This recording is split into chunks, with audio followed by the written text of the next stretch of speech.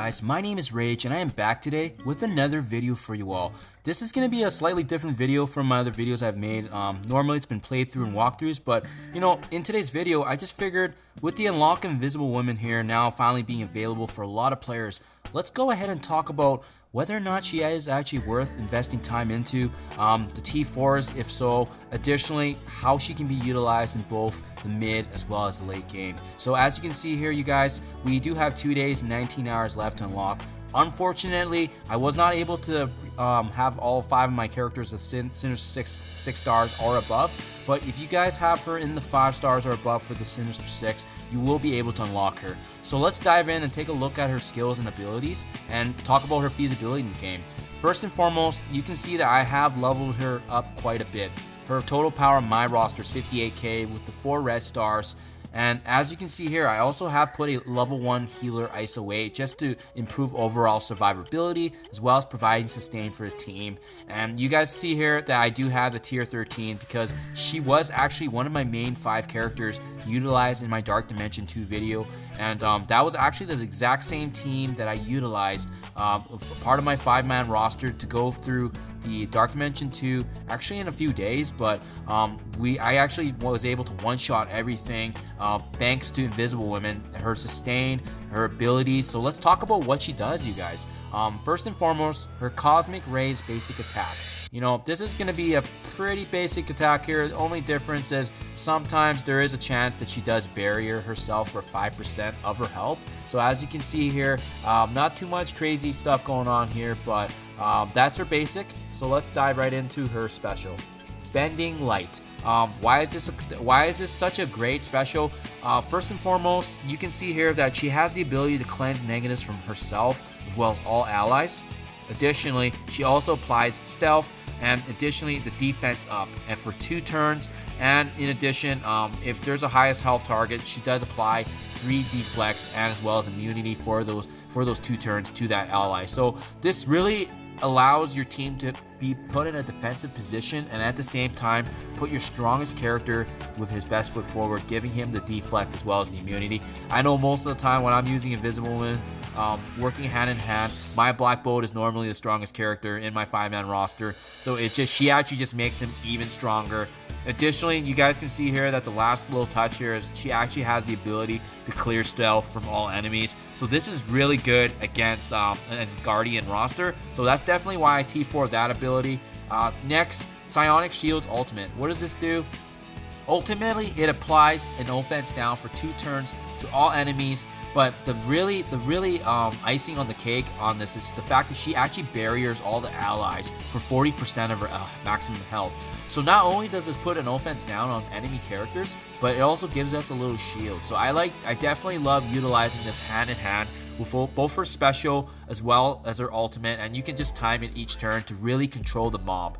Last but not least, her passive, that's called Hard Light. Essentially, when an enemy attacks her with the barrier, she retaliates back with damage. Additionally, this actually does provide a lot of benefit to a Fantastic Four team or She-Hulk, especially when they are attacked. And moreover, she also provides additional 10% health for herself, in addition to Fantastic Four, Namor, and as well, obviously She-Hulk. But for this skill actually gains the most value in War Defense because it also applies defense up. So that's really where her usage comes into War Defense. Definitely, that's where she adds a lot of value to the Fantastic Four.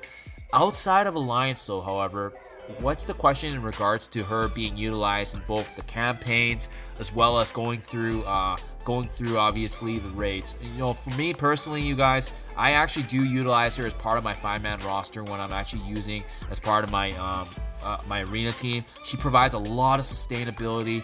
She provides defense up. Her only setback actually is her energy. So if I go back here and show you guys again, you can see here Bending Light costs 4. Additionally, her ultimate costs about 6 turns. So in that case, having someone with high regen is actually really significant. So that's also why, in particular, when I'm doing raids with her, I actually do pair her right next to Thanos, because with every character that dies, Thanos is going to give her energy, and she's going to be able to utilize this special as well as this ultimate Psionic Shield just to really control the mob. So definitely, you guys, I highly recommend her. I've been utilizing her ever since I unlocked her a few months back, and honestly, I've utilized her in all the campaigns, especially in my most recent Heroes videos where I've gone through and utilized her as part of that Hero 7 unlock, ultimately reaching Colossus. I've utilized her in raids, especially part of my roster in terms of Thanos giving her energy, as well as Black Bolt. So for the late game, you guys, I definitely do recommend Invisible Woman. I also touched on earlier that she was also utilized in part of my Dark Dimension 2. So when I was going through it, I was able to actually complete most of my Dark Dimension here with that 5-man roster, which includes Invisible Woman. So that begs the question now at the end of the day, is she actually worth investing? As you can see here, I have put time and investments in her. I have leveled up her T4s for both her special and ultimate.